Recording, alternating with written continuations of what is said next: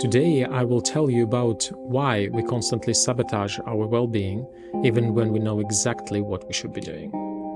We like to think we are completely rational, but after a brutal day in our hyper-connected world, our brains run on ancient biological loops that trade long-term health for instant comfort. I will show you why our modern corporate culture completely misunderstands happiness by trying to eliminate all discomfort, and how a razor-sharp Sanskrit concept can help you find the precise line between ambition and burnout. Let's begin. Have you ever noticed how the choices we make on a daily basis often seem completely irrational? We are smart people. We read the articles, we know the science. We know that grinding 50 hours a week at a desk fueled by double-shotted lattes, salty or sugary snacks, or a cold bottle of beer in the evening are not helping us. Quite the contrary. We know that a walk in the woods or fresh greens would be better for us than a sleeve of chips or a muffin. And yet, at 9 p.m. after a brutal day of back-to-back meetings, what do we choose? We choose the comfort. We choose the quick hit of pleasure. Because at our core, everything we do in life brings us either pleasure or pain, be it physical or emotional. And when we are exhausted, our brain defaults to the easiest escape. Pleasure feels good, pain feels bad. It's that simple. Or at least we wish it was. Take physical activity. Modern doctors unanimously say that to stay healthy longer, we need to regularly move our bodies. We need cardio, we need to work with weights. But let's be honest, we know how painful it is to actually do that. Personally, I hate running. I find going to gym absolutely boring. And even though I love practicing Aikido, most of the time I still have to push myself.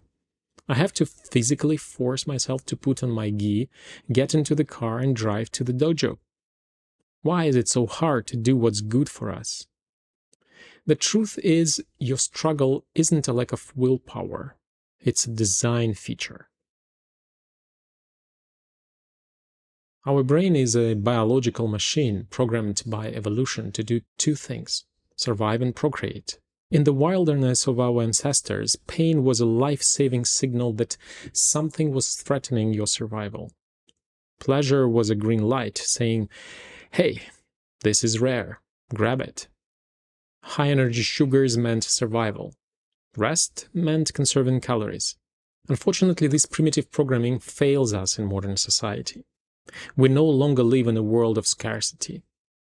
Food is abundant, and we spend most of our time at work, completely seated, staring at screens.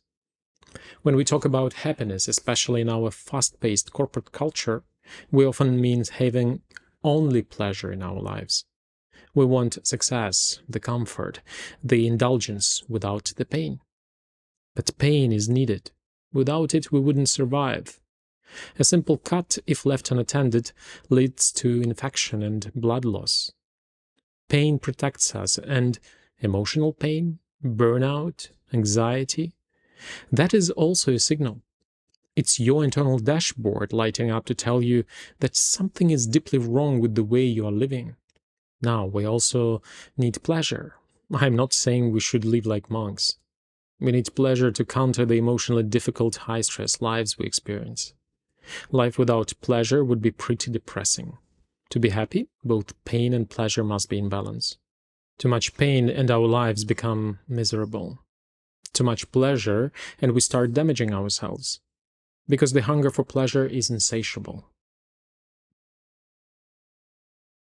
In my own search for this balance, I stumbled upon an ancient yogic concept called Brahmacharya. In the West, it's often translated loosely, but its deepest meaning from Sanskrit is actually Nonexcess. In her book, Yamas and Yamas, Exploring Yoga's Ethical Practice, Deborah Adele describes it beautifully. She writes, "In yogic thought, there is a moment in time when we reach the perfect limit of what we're engaged in. If we take food, for instance, we gain energy and vitality from the food we're eating, up to a point. If we continue to eat past that point, there is a downward turn into lethargy. If we eat slowly enough and pay attention, we can find this point that sits perfectly on the line of just right. It is this moment of just enough that we need to recognize. Past that point, we begin our descent into excess. This same process is true for any activity that we are engaged in. Think about your work, your ambitions, your lifestyle. Too much of anything works against us. Too much food and we feel sleepy. Too much sleep and we feel dull. Too much attention and we become spoiled. Too much money and we start doing stupid things. Too much power and we become tyrants. And too much work, we become hollow. Nonexcess is about finding that perfect razor-thin point between too little and too much. And it applies to both pleasure and pain. The catch is, nobody else can tell you where this point lies. For each of us, it's entirely unique. The only way to find it is through practice and attention. The good news is that you are already practicing. Every second, by doing what you do, you are practicing your lifestyle. You just need to learn to start paying attention to how you are practicing it. And for that, we need to do the hardest thing for a high performer to do. We need to slow down. It feels impossible at first. Our brains have been trained by a modern digital, hyper-connected society to work at high speeds, constantly seeking the next stimulus, the next email, the next milestone. I recently started practicing meditation, just a short 10 to 20 minute morning routine, and it is changing how I interact with the world. It is helping me learn how to slow down my thoughts, how to better concentrate, and how to be more present in the moment. I'm already seeing the ripple effects in my life. I genuinely enjoy more simple food. I notice my emotions as they arise rather than being swept away by them, which has led to far fewer conflicts with my wife. I'm starting to see more beautiful little things around me that I used to sprint right past. My life is becoming more joyful, not because I have more, but because I am experiencing what I have more deeply. As Deborah Adele says, non-excess is not about non-enjoyment. It actually is about enjoyment and pleasure in its fullest experience. I couldn't agree more. Just think about it and find your just enough. You have a joyful life, my friend.